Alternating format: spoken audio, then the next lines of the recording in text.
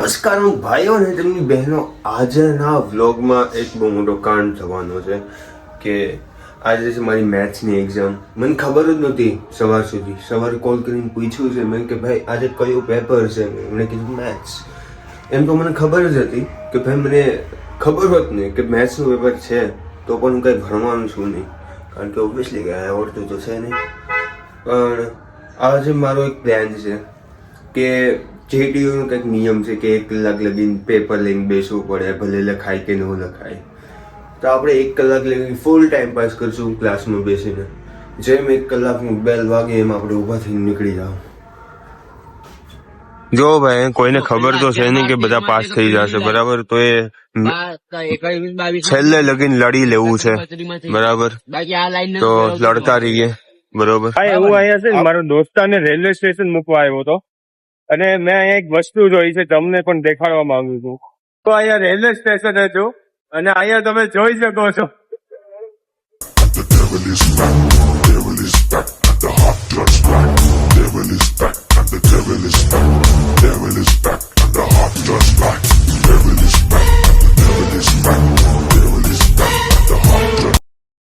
गमे पे आता हूँ, उड़ना दरवाजे पे आता हूँ, लाम तोट पे आता हूँ, अब अंबाजी मंदिर पे आता हूँ, वराटा जाता हूँ, लांडेल जाता हूँ, कोला बादल जाता हूँ, पूरे सूरत में मैं इज्जो बनाता हूँ, फेमस आदमी हूँ मैं. ये जो चाचा है वो कोई डांस ऐसे ही दारू पी के नहीं नाच रहे थे, ये बहुत ही फेमस है, ठीक है.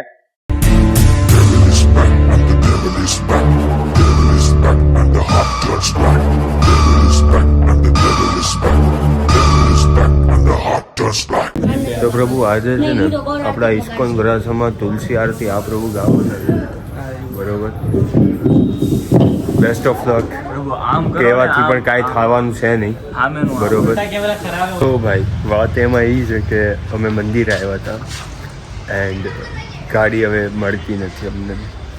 એકચ્યુઅલમાં રિમોટ કંટ્રોલથી ચાલુ એને રેડિયો ફ્રિકવન્સી ટાઈપની હતી, એટલે કી પાસે લાવી ત્યારે જ ઓન થાય. બટ ગાડી અમે ચાવીમાં નહીં, ચાવી અમે ગાડીમાં જ છોડી હતી. શાબાશ બેટા, બહુત બઢિયા. તો હવે ગાડી અમને મળતી નથી. ગાડી ખોવાઈ ગઈ છે કે ચોરી થઈ ગઈ છે, કાંઈક તો થઈ ગયું છે. હવે જોઈએ. તો ભાઈ એક ખુશખબરી છે કે ગાડી આપણને મળી ગઈ છે. પણ વાત શું છે ખબર? કે ભાઈ જે મારી સાથે કામ કરે છે ને આટલા વર્ષોથી, કાંડ કરે છે ને આટલા વર્ષોથી, એને જ મારી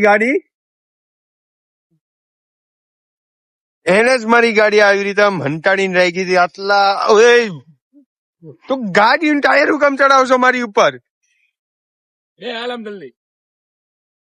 હલો ભાઈ, હવે આપણે ઘરે આવી ગયા છે ને. ગુડ નાઇટ કેવું જ પડશે તમને બધાને. આઉટ દિલથી દુઃખ લાગે છે, બટ કાંઈ નહીં, કાલ વાળ કપાવવાના છે. So I have to be ready.